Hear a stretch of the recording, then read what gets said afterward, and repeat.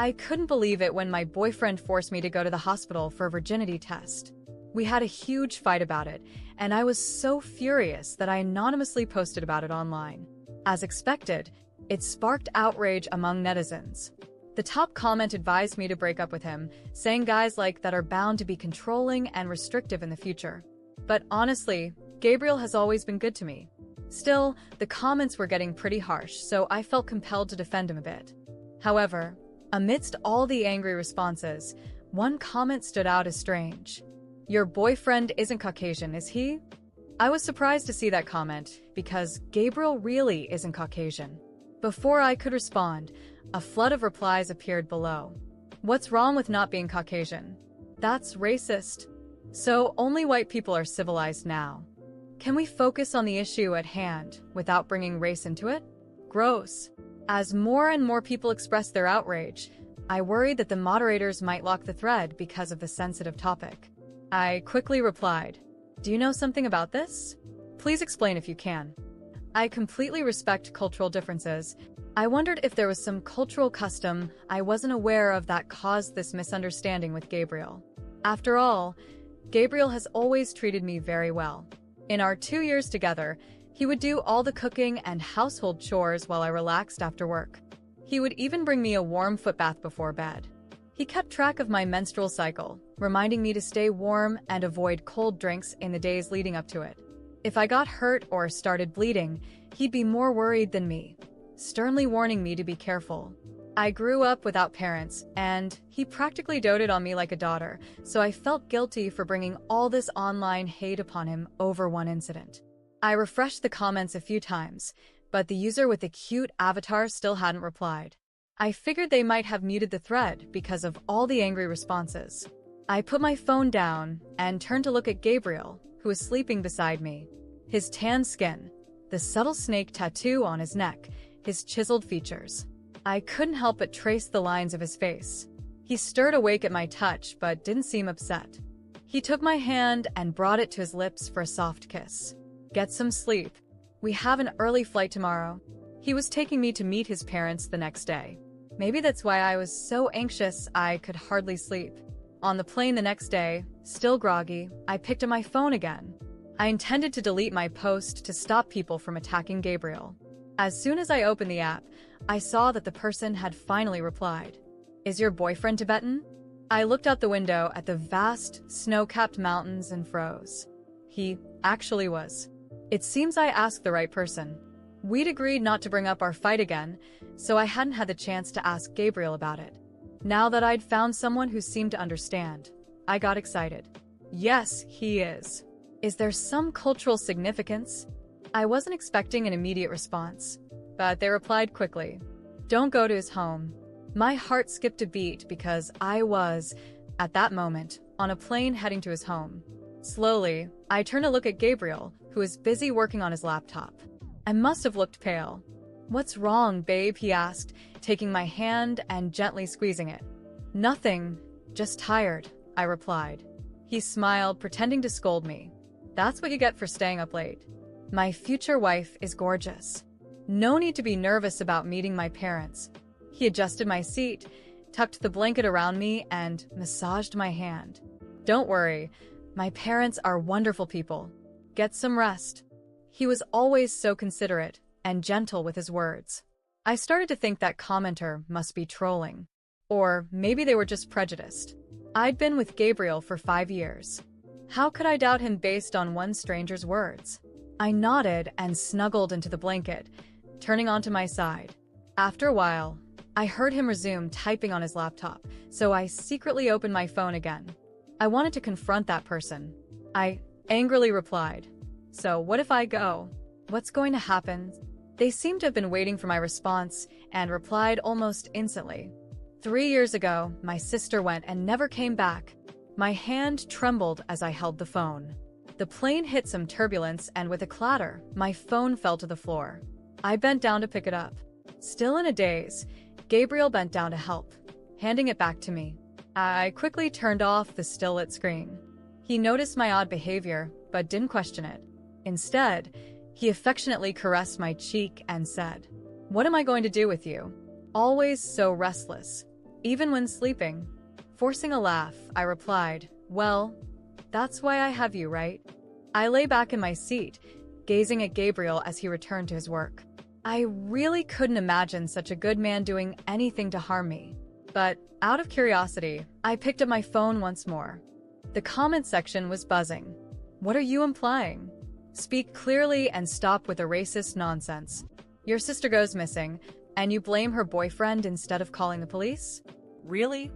As a Caucasian, I'm shaking in my boots here. Is this some kind of supernatural horror story? I have to admit, I'm intrigued. The other comments reminded me that my post had gone viral because of the sensitive topic. This person could just be making up fiction for attention. Feeling annoyed, I replied, "Well, I'm already on my way there, so scary. Whatever shall I do?" Then I tossed my phone aside and put on my sleep mask. After we landed, Gabriel's home wasn't actually in LaSalle.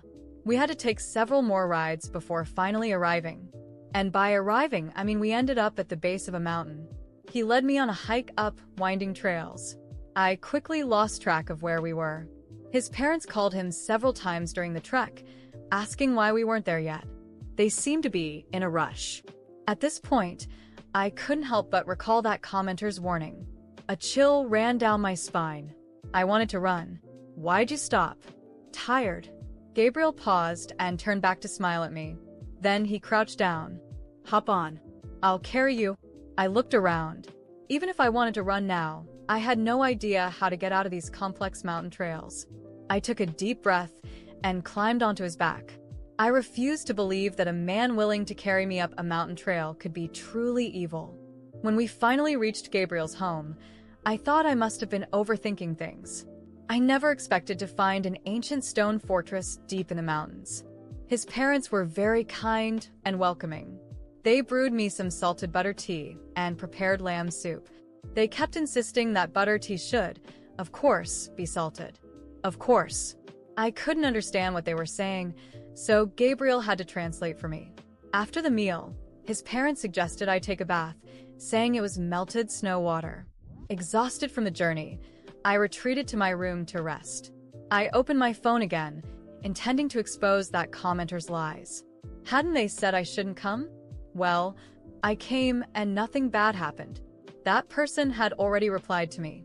I thought they'd be angry, but instead, they calmly instructed, "Go to the top floor room and see if there's a hanging scroll painting." I was skeptical. Their directions seemed oddly specific. But since I was already here, taking a look shouldn't hurt. If there wasn't one, then great. No need to worry anymore. And if there was... As I was pondering this, I pushed open the door to the top floor room. A strong scent of incense hit me. The setting sun cast light on a hanging scroll. A hanging scroll. Bang. A gust of cold wind blew the door shut behind me. I stood frozen in place. Cold sweat broke out all over my body. My scalp tingled as goosebumps rose across my skin. The scroll was huge, over a meter long, with intricate patterns I didn't recognize. It had a distinct ethnic style. But what terrified me was that the scroll was shaped like a human figure. I managed to keep my composure enough to snap a photo and post it in the comments. As soon as I shared the photo, the comment section exploded. "Holy shit, there's actually a scroll. Don't scare me. It's dark out. You two planned this, right? Why the hell is it human-shaped? Creepy as fuck. This has to be fake for views, right? Please be fake. Girl, you need to get out of there now.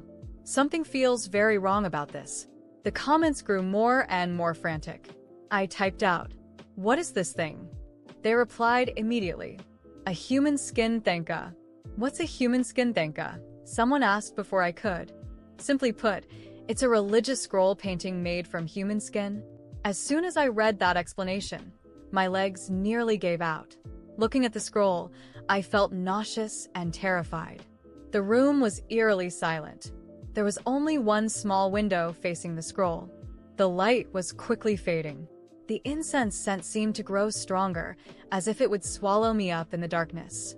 I wanted to run, but my legs felt like lead. I could only stare blankly at my phone. Human skin? Surely it's not what I think it is. Be careful, girl. I've heard of these. Apparently, Only the skin of enlightened monks or unmarried virgins can be used. No wonder her boyfriend took her for that medical exam. I'm Tibetan, and this practice was banned after 1949.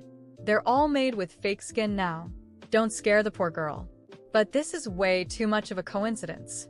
You really need to be careful. I couldn't stop shaking. My breathing grew rapid as panic set in. Just then, that person sent another message. Don't eat anything they give you. Don't bathe in the snow water. I nearly forgot how to breathe. My jaw trembled. Everything that had happened since last night matched exactly what they said. Either they had somehow planted hidden cameras to watch me, or they weren't lying. They were telling the truth. With trembling hands, I typed, "What if I already ate and bathed?" I had barely hit send when... Knock, knock, knock. A knocking sound broke the long silence, jolting my frayed nerves. Knock, knock, knock. Anna, are you in there?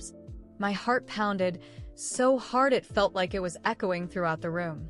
The knocks on the door continued, firm and rhythmic, as if the person on the other side knew exactly how to unsettle me. Anna, are you in there? Gabriel's voice sounded sweet, but at that moment, it felt different. Something about his tone sent a chill down my spine. Maybe my mind was playing tricks on me, or maybe I was finally noticing something I had ignored before. Yes, I'm here, I replied, my voice trembling as I tried to sound calm. The silence that followed was even worse.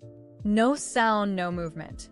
Just the smell of incense, which seemed to grow stronger, almost suffocating. I was just resting, I added, hoping that would make him go away. The knocking stopped, but the feeling of danger didn't. I decided I needed to get out of that room. I didn't know where to go, but I knew I couldn't stay there. I looked again at the hanging scroll on the wall. The intricate patterns seemed to move, almost pulse, as the fading evening light cast shadows across it. The human figure depicted there, or worse, made, filled me with dread. Human skin. I thought again, the words echoing in my mind like a death sentence. I grabbed my phone, my hands trembling so much I nearly dropped it. A new message had arrived. Get out. Now. I wanted to obey. I wanted to open the door and run, but Gabriel was outside. If all of this was true, he knew exactly what was going on. And what if he wasn't who I thought he was? What should I do? I typed, practically begging for guidance. I sent the message, but no response came immediately. Then I heard footsteps in the hallway. Slow, deliberate, as if someone was walking to confirm I was still in the room.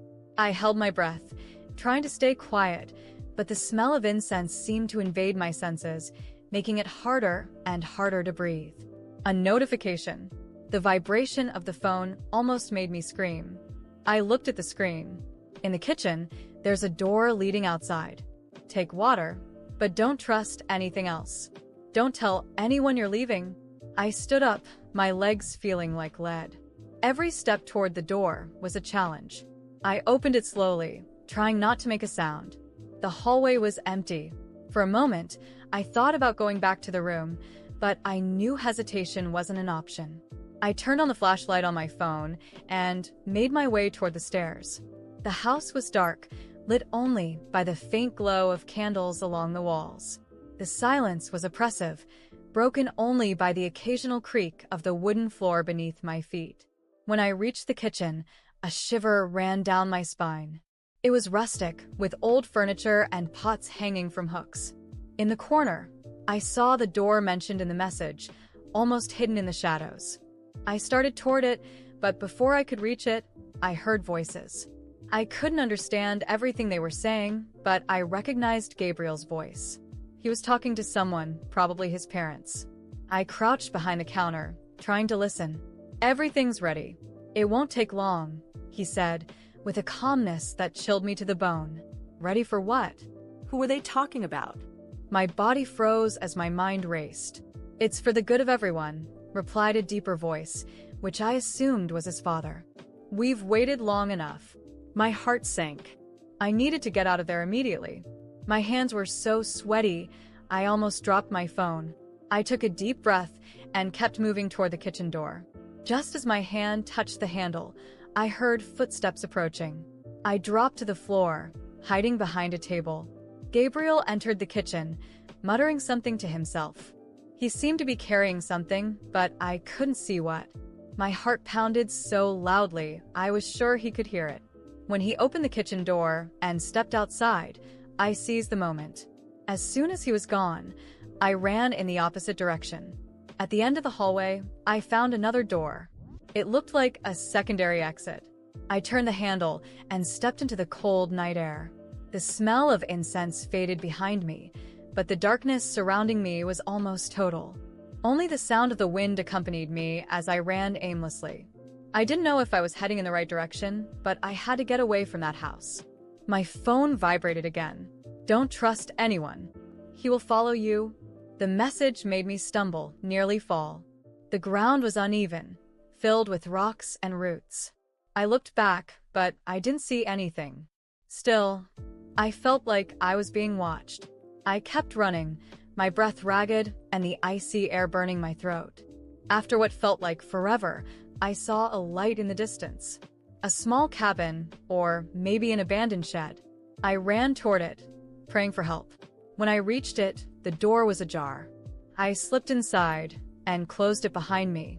The interior was tiny, with a single chair and a dust-covered table. Trembling, I grabbed my phone and typed another message. I'm out of the house, but I think he's coming. What do I do now? The response came almost instantly. Don't let him find you. If he does, don't trust what he says. This is all a ritual, and you are the final piece. My legs nearly gave out. A ritual? That word spun in my mind as my body trembled uncontrollably. Then I heard footsteps outside. The handle of the door began to turn slowly. Anna, it's me, Gabriel. Are you okay? Are you in there? I backed away, pressing myself against the wall. Tears streamed down my face. He knocked again, his voice gentle but insistent. Please open the door. It's not safe out here. My hands were trembling so badly, I could barely hold the phone. He continued, now with a more impatient tone. Anna, don't make this harder than it has to be. In that moment, I realized the man on the other side of the door was not the Gabriel I thought I knew.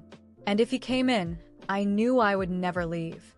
The sound of the doorknob turning slowly pulled me back to reality. Gabriel was outside, and I knew I had to act fast.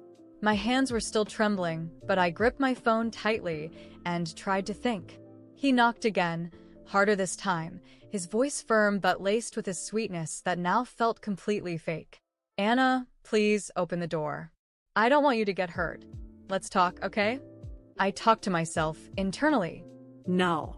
I can't open it. If I open this door, it's all over. My only way out was to wait for the right moment. There was a small window at the back of the cabin, one I hoped he didn't know about.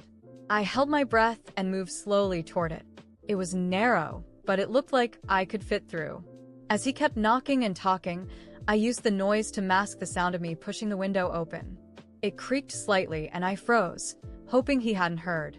When I realized he was still distracted, I managed to open it wide enough to squeeze through. I glanced outside. Total darkness, but a dense forest awaited me. It was my only chance. Carefully, I climbed onto the ledge and forced myself out through the opening, feeling the cold night air sting my skin. As soon as my feet hit the ground, I started running without looking back. I didn't know where I was going, but I knew I needed to get as far away as possible. The tall trees cast eerie shadows, and the sound of dry leaves crunching under my feet seemed deafening. The icy air burned my lungs, but I couldn't stop. Then, I heard footsteps behind me. Gabriel had realized I was gone. He was yelling my name, his voice now desperate and angry. I picked up my pace, weaving through the trees, trying to stay out of sight. The footsteps grew closer, and my heart pounded harder. Then I saw it. Lights in the distance. A road? A house? It didn't matter. I had a destination. Using every ounce of strength, I ran toward the light. Finally, the forest opened up to a narrow road. There were no cars, but I saw a small, illuminated farmhouse. I banged on the door, screaming for help. An older man opened it, looking confused, but before he could ask anything, I rushed inside and slammed the door shut. "Please help me. Someone's after me. He wants to hurt me." The man looked bewildered but nodded. He locked the door and reached for the phone to call the police. Outside, I could hear Gabriel shouting again, but he eventually gave up, realizing he couldn't get in. My body collapsed from exhaustion as I waited for the police to arrive. When they got there, I told them everything that had happened, but I left out the part about the ritual and the scroll. I didn't know how to explain it without sounding crazy. However, I showed them the video I had secretly recorded on my phone. It captured parts of the conversation in the kitchen and the scroll itself. They looked confused but promised to investigate. I wasn't sure they believed me, but for now, I was safe. After escaping, I thanked the anonymous person who had helped me. I messaged them, saying I was alive and out of danger, and asked how they knew so much. The reply came quickly. "We need to talk. I can't explain everything here. Let's meet." I hesitated. I was afraid it might be another trap, but something inside me told me they were telling the truth. We arranged to meet at a busy cafe. When I arrived, I saw a man sitting alone, nervously glancing around. He looked exhausted, like someone who had been carrying a heavy burden for years. "Are you the one who messaged me?" I asked as I sat across from him. He nodded but didn't meet my eyes. Yes. "My name is Michael. I knew what was happening to you because I used to be part of it." My blood ran cold. Part of it? Part of what? The rituals? He took a deep breath and finally looked at me. Yes. I was part of that group. It's not just a cult. It's a closed, organized circle, made up of people no one would ever suspect. They have connections, influence, and dark secrets. My family was involved for generations, and I was raised to believe it was normal. I felt my stomach turn. "And you participated? You did this to other peoples?" He lowered his head. "I never laid a hand on anyone, but I knew what was happening. I was there. I helped organize, lure people in until they took my sister. She was used as the final piece in one of their rituals. After that, I was never the same. I left, but I couldn't report them. They have eyes everywhere. If I tried, I'd be next." My anger boiled over. "So you stayed silent while more people disappeared? You knew what they were doing and did nothing?" I couldn't. They would destroy me. I've already lost everything, my family, my life. All I can do is warn people anonymously. I stood up, furious. "But I can. I have proof. I recorded everything, and I'm going to report them. I don't care what happens." He looked terrified. "If you do that, they'll come after you. They'll try to silence you." "Let them try," I said, determined. "They've done enough." I went to the police with all the evidence I had. The videos, the audio, and my testimony. The investigators were shocked to discover that the group was responsible for numerous unsolved disappearances. No one suspected them because they were influential, well-respected members of society. But the evidence was undeniable, and a full-scale operation was launched to take them down. Several members were arrested, including Gabriel's parents. The ritual site, the scroll, and even remains of past victims were uncovered in a thorough investigation. The story shocked the nation. The group was identified as being behind dozens of disappearances over the years, but finally, their reign of terror had come to an end. As for me, I tried to move on with my life, knowing I would never be the same. Even though I had survived, the scars of what I had been through would always remain. But one thing gave me comfort. I had done the right thing. I had put an end to their cycle. And now, no one else would fall victim to their horrors.